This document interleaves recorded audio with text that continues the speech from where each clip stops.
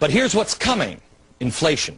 According to the NIA, National Inflation Association, I have these guys checked out 6 ways to Sunday. Joe, these are credible people. Credible people. This is unbelievable. The food crisis on inflation will be, according to the National Institute of whatever it is, will be the top crisis in 2011. According to them, we can see prices as high for 1 ear of corn, $11.43. 1 ear of corn. $23.05 for a 24-ounce loaf of wheat bread. This, $62.21, 32-ounce packaged granulated sugar, Domino's. Milk, try this out for size. Hey, Mom, only $24.31 for a 32-ounce container of soy milk. Coffee, $77.71 for an 11.5-ounce container of Folgers Classic Roast Coffee. Not according to me, according to inflation experts. How about this one? This is 15 fluid ounces. If you get a 64 fluid ounce container of Minute Maid orange juice, $45.71. I had to check this one because I couldn't believe it. This is 1.55 ounces. For 1.55 ounce of Hershey's milk chocolate, they say this could cost as much as $15.50. Welcome to your future of monetizing the debt. Of course, now I should mention that your salary is supposed to go right up with inflation. And if you believe that, I've got a bridge right here in New York. You let me know how that works out for you.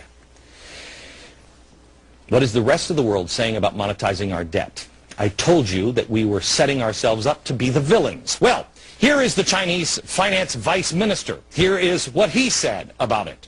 As a major reserve currency issuer for the United States to launch a second round of quantitative easing at this time, we feel that it did not recognize its responsibility to stabilize global markets and did not think about the impact of excessive liquidity on emerging markets. Uh-oh. How about the Germans? They've lashed out. They said, I don't think that the Americans are going to solve their problems with this, and I believe it's going to create extra problems for the world. Brazil said the Fed's move, it will devalue the dollar, hurt Brazil and other export-dependent economies. The fingers will all be pointing to us. I'm Steve Shenk. You're looking at this because you're concerned or interested in food. Let me tell you where this all came from. We've been involved with shipping food all over the country for about 27 years. And it came from the old pioneers. My daddy was 62 when I was born. That means he was born in 1887. And the old-timers always had food. Reason? Americans are rugged individualists. They're independent. They don't need nothing from nobody. And the reason the old pioneers and the old-timers always had food around is because it's our greatest dependency. And they never knew when they were going to have a crop or when they weren't. And they were ready. Hey, I'm a farm boy from Minnesota, and it's just about impossible for me, along with the rest of you, I'm sure, to believe that in America, the breadbasket of the world, it's possible to have food problems. But we do.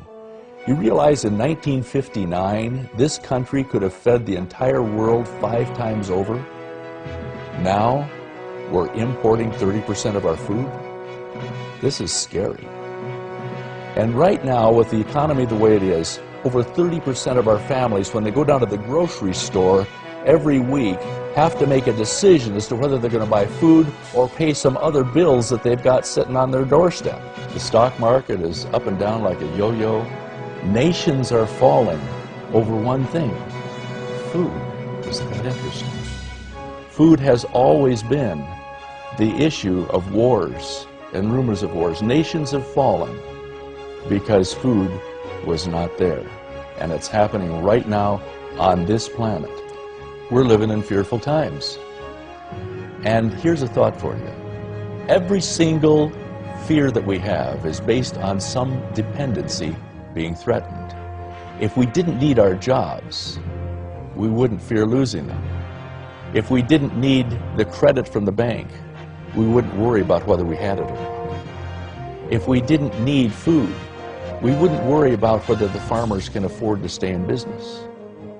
Very simply, eliminate fear by being independent.